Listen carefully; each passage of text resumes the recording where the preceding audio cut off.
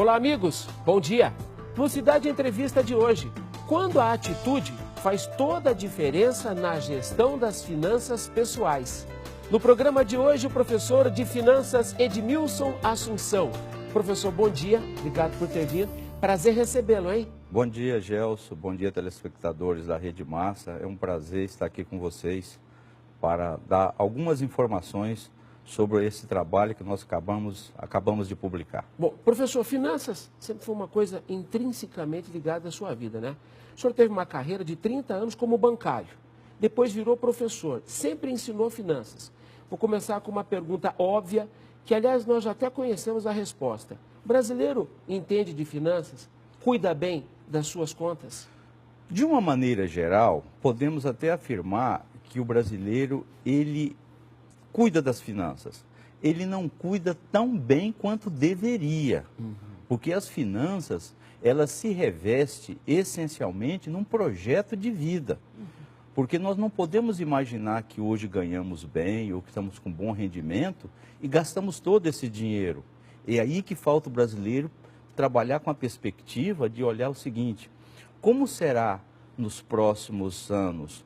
Como será daqui a 20 anos? Como eu estarei aos 60 anos? Será que eu estou colaborando, contribuindo para a minha perspectiva de vida, especialmente para a minha aposentadoria? Estamos cuidando das finanças só hoje. Às vezes nós cuidamos momentaneamente.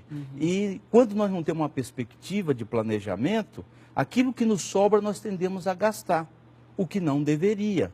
Não que a gente não vá gastar, mas nós temos que ter uma preocupação com o futuro da família, com a perspectiva de termos uma reserva financeira, e isso nos leva essencialmente a estar refletindo sobre isso que você chamou, que é muito pertinente, de atitude. Porque atitude, ela é tudo.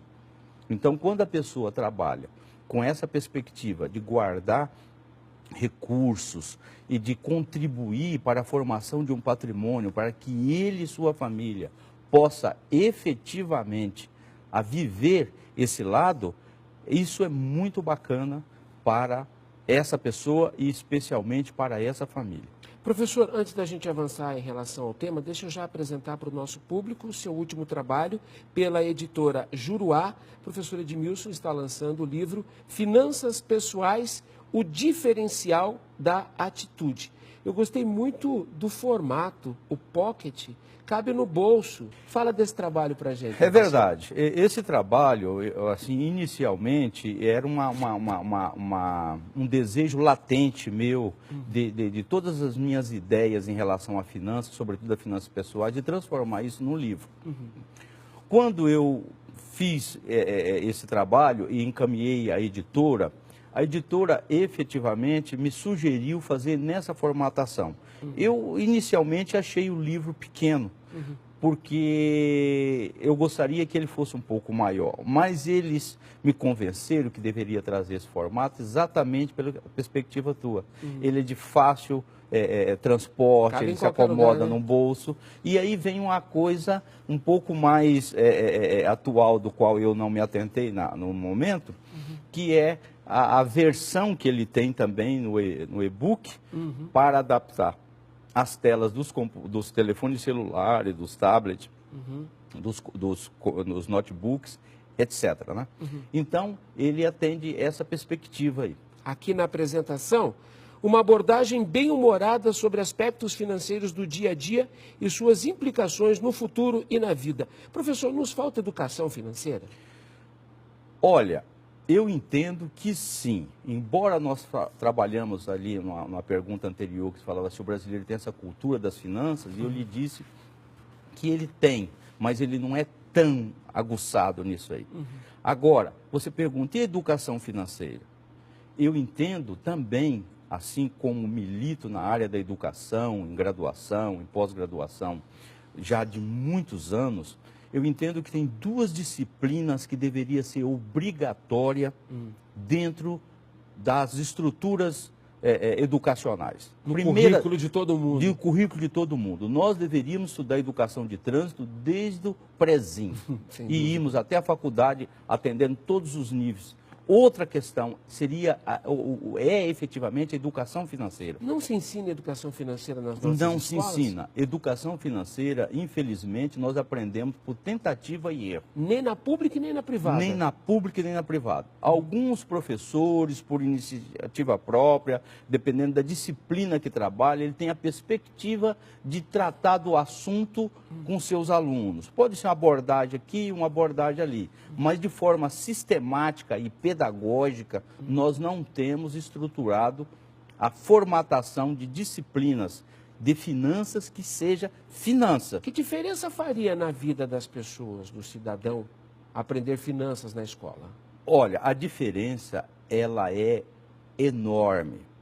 Porque o que nos transforma é a educação. Sem dúvida. O que transforma a sociedade é a sua formação educacional. Sem dúvida. Isso é consagrado universalmente. Então, uma pessoa que tem uma noção financeira, ele vai ter maneiras de agir e de cuidar do dinheiro. Eu, às vezes, cito no livro, em tom de humor, como você acabou de ler, por que isso? Às vezes eu falo assim, em tom de bem-humorado, assim, que o homem sem dinheiro, até o jeito dele andar é feio, né? Então, quando nós temos uma perspectiva financeira, a gente se sente melhor, né? Quando você tem a capacidade de se relacionar bem com o dinheiro. Eu costumo dizer, e está no livro também, que o dinheiro, ele é mais exigente do que as mulheres. Porque as mulheres têm o dom de perdoar, Gelson, e o dinheiro não perdoa. Dinheiro não perdoa. Ou você trata bem ele, É verdade. ou ele muda de mão, né? Então, eu sempre trabalho com a perspectiva, assim, cuide bem do dinheiro. Eu, às vezes, falo para meus alunos, pegue o dinheiro de manhã, passe talco, cheire e guarde. Não gaste. Aliás, guarde bem, né? Isso. Nada de amassar, Não, fazer bolinho, não. guarda na carteira direitinho. Isso. Trate bem o seu O que dinheiro. eu falo é o seguinte, trate bem o seu dinheiro, porque o seu dinheiro é a porta de trabalhar uma perspectiva do seu patrimônio, por consequente, do seu futuro. Mas a gente vive numa cultura, professor, em que para muita gente dinheiro é pecado. Ter dinheiro é pecado. É um problema. Não, porque o dinheiro, ele é um divisor de águas. Nós não vivemos sem dinheiro. A não ser que nós queremos ser um ermitão. Aí nós vamos para a beira de um rio, onde nós vamos pescar, ali tem um pomar que nós vamos viver das frutas, mas você se isola da sociedade, tá? E você não vai muito tempo, não, porque viver numa vida de ermitão, de viver nos cantões isolados, você passa a virar um bicho. Sem dúvida. Socialmente, você precisa ter dinheiro. Nós não precisamos ser ricos para ser felizes, né? Porque a felicidade, ela não está no final. A felicidade, ela está durante a nossa viagem de vida. Mas dinheiro traz felicidade. O dinheiro, Ou compra. ele contribui. Não vamos dizer que compre. Tem muitas pessoas que têm muito dinheiro e por uma razão ou por outra não são felizes. Isso é verdade. Tem pessoas que não têm tantos e são muito bem relacionadas com a vida. Essa não é a questão em discussão. A questão em discussão é assim, o que eu ganho, né, contribui para que eu satisfaça a minha família, o que eu ganho contribui para que eu comece a pensar numa perspectiva de futuro. Então, nós temos que estar trabalhando com essas variáveis, né? E, claro, eu tenho que olhar a felicidade. Tem algumas insanidades que nós temos que evitar. Por exemplo, Trabalhar, gastar a sua saúde para ganhar dinheiro e depois ter que gastar esse dinheiro para recuperar a sua saúde é uma loucura. sem dúvida. Viver como se nunca fosse morrer e morrer como se nunca tivesse vivido é outra loucura. Então, nós temos que ter 3 coisinhas, palavras mágicas na vida: equilíbrio, prudência e bom senso. Se você aplicar essas 3 perspectivas na sua vida, você vai ser sempre um cara harmônico e feliz. Quer dizer, não precisa ser necessariamente milionário para ser rico. Não. Eu tenho que ter uma perspectiva do que eu ganho, atende às minhas necessidades do momento, mas eles também contribuem para um futuro mais adequado, porque eu tenho certeza E claro, isso a vida nos mostra. E quando a gente chegar ali nos 60 anos, 65 anos, as nossas forças não são mais as mesmas de alguém que tem 25, 30 anos. Né? Outra coisa muito interessante é que nós vemos hoje no mundo da economia brasileira. Não queremos citar esse momento atual, que é um momento atual preocupante. E por que ele é preocupante? Por conta da crise política, crise econômica também. Mas o que está nos preocupando hoje é a ausência de perspectiva. Para onde nós vamos? Eu posso pedir para a gente deixar para a segunda parte do programa essa abordagem? Porque é importante que a gente tenha também a sua visão, a sua experiência, o seu know-how sobre o momento que nós estamos vivendo e, principalmente, professor, o seu aconselhamento de como enfrentar isso, para trazer a conversa para o eixo inicial da nossa prosa. Como é que os nossos pais e os nossos avós, sem cultura financeira, sem educação financeira, cuidavam das contas? Por exemplo, o senhor está me contando uma história incrível aqui, de que vem de uma família de 21 filhos. 21 filhos. A mãe é que cuidava de tudo. O meu pai é casado 2 vezes, né? Então, o primeiro casamento dele faleceu, a primeira esposa dele, mas os filhos, né, os meus irmãos, eles continuaram com o meu pai, que casou-se pela segunda vez, e eu sou, vamos dizer assim, do grupo da segunda. Então, nós éramos em 21 irmãos. Por razões e por causas diversas, faleceram 7 ainda pequenos. Nós somos um grupo de 14, 7 homens e 7 mulheres. Né? E você me pergunta, aonde estava a cabeça dos nossos pais para cuidar disso? E o que eu me impressiono é que nós tivemos a formação de muitas riquezas de pessoas de pouca cultura. E isso vem de uma palavrinha chamada vontade. Porque o homem, ele é movido à vontade. De pouca cultura e nenhuma educação financeira. Nenhuma educação financeira. No contexto do que a gente conhece mas hoje, trabalhavam muito. A vontade dele era muito forte.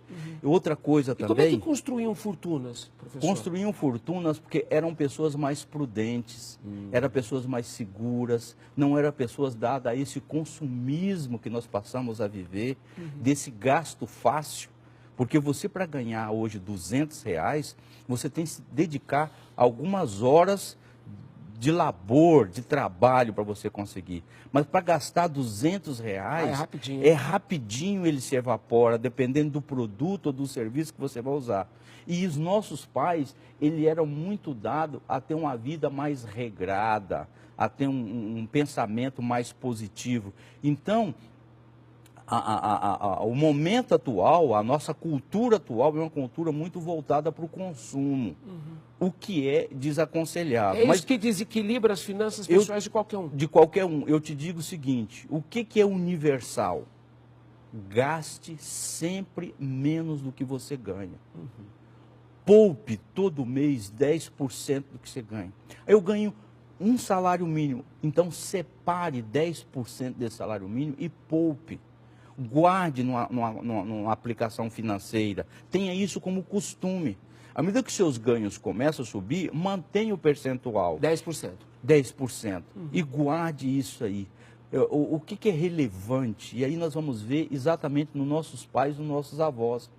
Esses velhos, queridos, eles sempre têm uma reserva financeira. É verdade. De maneira que quando um filho ou um neto se aperta, ele procura o pai ou os avós. Você não consegue me arrumar um dinheiro. Aliás, e eles até contribuem. hoje, a gente não entende como é que os nossos pais e avós, com aposentadorias pequenininhas, com rendimentos pequenininhos, perto do que muitos dos filhos têm de renda, conseguem fazer.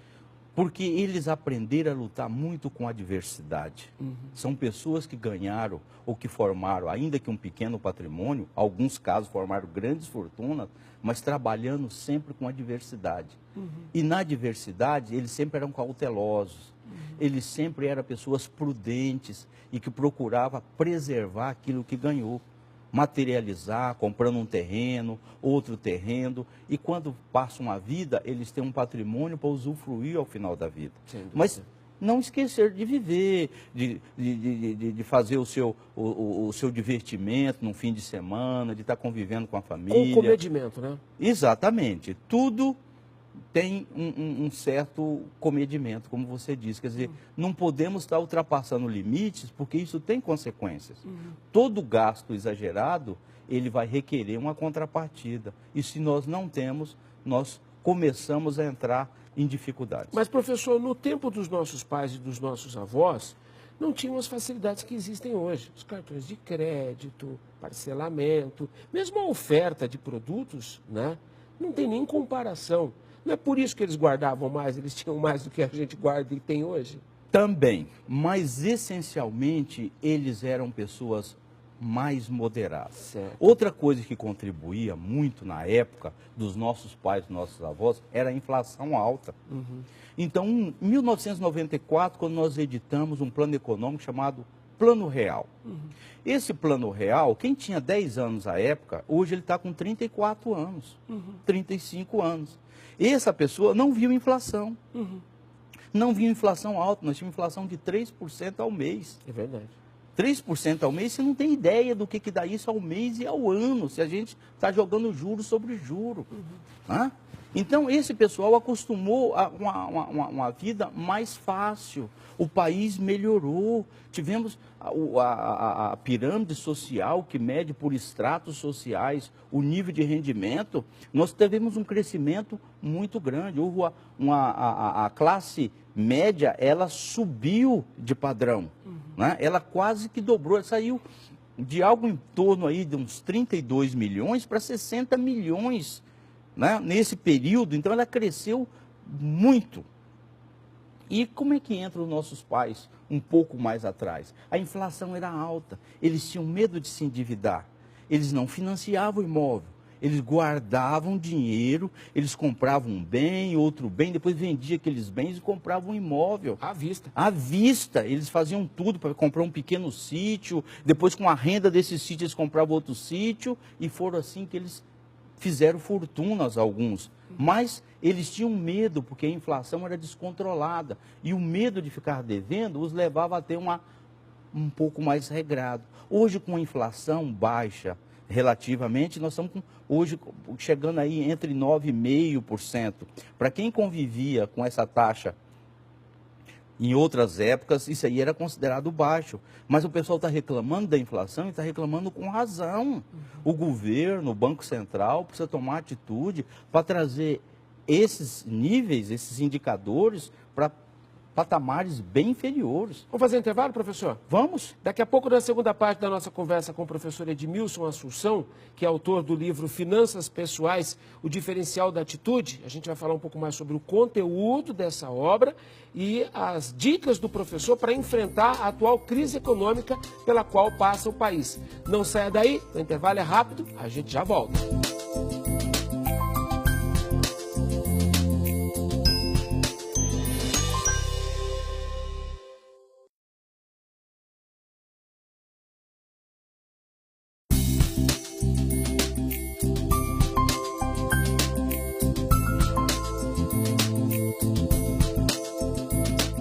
Estamos de volta com Cidade Entrevista. O programa de hoje recebe o professor Edmilson Assunção, que é professor de finanças. Ele está lançando o livro Finanças Pessoais, o diferencial da atitude. Professor, vamos falar um pouquinho mais do livro. Outra coisa que eu gostei bastante é que dá para fazer aquele exercício do qual é a lição de hoje, né? E abrir aleatoriamente. E aí você pega lá um capítulo. Por exemplo, no capítulo 13, olha que número sugestivo. Onde investir? Ativos de baixo risco. E aí o senhor vai explicando, e são lições curtas, com uma linguagem muito interessante, muito pragmática. O senhor colocou aqui toda a sua experiência, tanto no banco quanto nas universidades, para publicar o livro? Também, mas essencialmente o que vai aí é uma contribuição de vida. Né? Nós não chegamos aos 50, aos 60 anos sem ter história. Ninguém chega. Sem dúvida. Todos nós temos uma história. Você abriu nessa parte que diz respeito aos ativos de baixo risco. Né? Às vezes tem pessoas que falam assim, olha, uma bolsa de valores, o dólar. Eu falo assim, para o cidadão comum, né, que não tem uma grande profundidade, eu não recomendo que corra ativos de alto risco. Então, é melhor ficar no feijão com arroz. Poupança? A poupança, o que nós dissemos de poupança, não é exatamente a aplicação na poupança. O que é a poupança? A poupança é a diferença do que se ganha e o que se gasta. O que sobra é uma poupança. Daí, essa poupança, ela não vai ser confundida como caderneta de poupança. Pode também, mas essencialmente é um dinheiro que você utiliza para a formação de um patrimônio. Mas a caderneta de poupança, como a gente conhece, é ainda uma boa alternativa, professor? O Brasil hoje, para você ter uma ideia, tem alguma coisa de 400 bilhões em caderneta de poupança, segundo o Banco Central. Uau. Então tem um dinheiro fabuloso. Por conta do quê? Da facilidade, da cultura, da relação que nós temos com a caderneta de poupança. Você vai lá, deposita, você vai lá e saca. É uma boa coisa? Do ponto de vista da praticidade, é. Agora, do ponto de vista do ganho, no momento, não.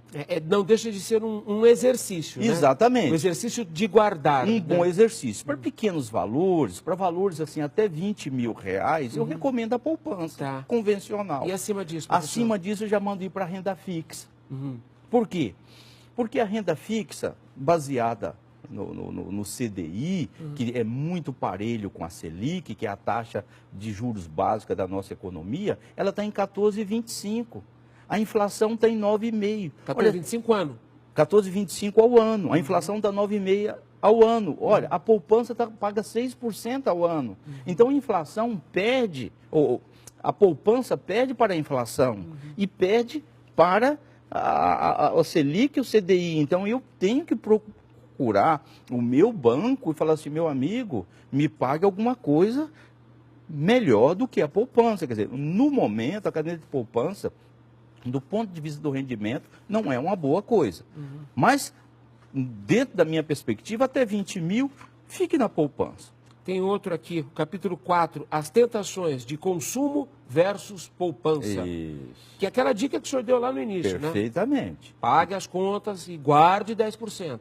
Guarde 10%. É disso que o senhor está falando aqui. Exatamente. O ideal seria que as pessoas guardassem 10% da sua renda para investimento. Da bruta ou da líquida, professor? Do líquido. O bruto nunca considere nada, Gelson. O bruto não serve para nada. Guarda 10% O dinheiro do que o governo nos leva de imposto de renda, de imposto sindical, de INSS, isso não nos interessa no momento. O que eu tenho que fazer conta é com aquilo líquido que entrou na minha conta corrente ou que veio no meu envelope de pagamento. Eu tenho que trabalhar com aquilo. Eu tenho que guardar 10% daquele valor. Né? E por que nós temos que formar a poupança? E aquele assunto que eu estou resgatando, que você gostaria de tratar. Vamos olhar um momento da nossa economia. Sim. A nossa economia, ela não passa. 2015 é o ano a ser esquecido, em termos econômicos. Mas a pessoa prudente, ele sempre tem suas reservas. E aí eu quero trabalhar com a perspectiva de futuro, olhando a economia. No momento não estamos bem. Mas o que mais me preocupa é a ausência de perspectiva. Agora, imagine para quem está com 25 anos hoje, e ele fica pensando quando estiver com 60 anos. Tem uma coisa no Brasil chamada INSS que paga as aposentadorias. Nós não sabemos como vai estar o INSS daqui a 35 anos. Não quero alardear, não quero estar cometendo algum comentário infeliz, mas a verdade é que o INSS cada vez mais trabalha com déficit. Ou seja, o que ele arrecada não paga, não cobre as pensões que eles pagam. O que o senhor está sugerindo é que os nossos jovens não se apeguem à aposentadoria do INSS? Não que não deva, mas que de maneira muito cautelosa e prudente. Não considere como única alternativa. Exatamente. Além disso aqui, que pode existir e pode ter problemas, de repente, o governo, por perspectivas econômicas, eles começam a trabalhar com valores menores. Hoje o INSS paga uma aposentadoria de teto em torno de R$ 4.600. Mas pode ser que daqui a 30 anos, 35 anos, ele fala, não, o INSS hoje só paga 3 salários mínimos, que seria metade desse valor. Então, como eu estou me aposentando, o que eu tenho para complementar minha renda? Eu tenho efetivamente aqueles valores que eu guardei, que eu comprei um pequeno imóvel, que eu comprei um outro imóvel, enfim, que eu comprei um apartamento, que eu comprei um pequeno sítio, e com esses valores eu vou ter um patrimônio para complementar minha renda na velhice. Previdência privada, o senhor recomenda? Eu recomendo a previdência privada. Claro que você deve discutir previdência privada com empresas, com bancos sólidos, que no momento que você quiser resgatar isso, você não tenha problema. Você consulte um profissional que entenda disso aí para fazer um encaminhamento correto. Não vá muito no oba-oba para não se arrepender. Então, demore um pouco para tomar sua decisão, mas a faça de forma segura, né? Não podemos sair por aí também atabalhoados no sentido de querer fazer alguma coisa e acabar não fazendo. Então, prudência, cautela, bom senso, equilíbrio, sempre vai nos conduzir por isso aí. Mas precisamos fazer esse nível de renda. Precisamos contribuir pelo futuro, porque o futuro é uma incerteza. Se eu não tiver essa perspectiva, eu posso efetivamente ter problema na minha velhice. Professor, e por falar num futuro de incertezas, como o senhor mesmo acabou de dizer, a gente não sabe o que vai ser da economia nacional daqui a 1 ano, 2 anos. Dizem também que 2016 será um ano difícil, que as coisas talvez melhorem lá em 2017. Faltando 1 minuto para encerrar o programa, qual o seu conselho? Evitar as dívidas? É a principal recomendação nesse momento? Dívidas é algo que nós devemos tirar da nossa perspectiva de vida. É muito importante que a gente saia das dívidas. A pessoa que não tem dívida por si só, ela já pode comemorar que é feliz. Agora, se você tiver que fazer alguma dívida, procura fazer a dívida boa. O que é a dívida boa? Olha, eu pago aluguel ou eu financio um imóvel para mim? Financio o imóvel para você, porque você está pagando algo que é seu. E o aluguel é um dinheiro que vai e não tem volta. Mas, antes disso, sempre toma as precauções necessárias de fazer uma coisa muito segura e muito decisiva. Temos que cuidar do nosso futuro, mas nós temos que fazer isso com uma segurança muito pertinente. Professor, obrigado por ter vindo, foi um prazer recebê-lo, tá? Eu que agradeço, muito Gelson, obrigado pela oportunidade. Pela sua atenção. Nossos agradecimentos ao professor Edmilson Assunção. Cidade Entrevista fica por aqui. Se você perdeu o programa, você vai ter a oportunidade de revê-lo em nosso perfil, facebook.com/Cidade Entrevista Londrina. A todos um bom fim de semana, divirta-se, mas cuidado com os excessos, hein? A gente se vê no próximo sábado. Tchau, até lá!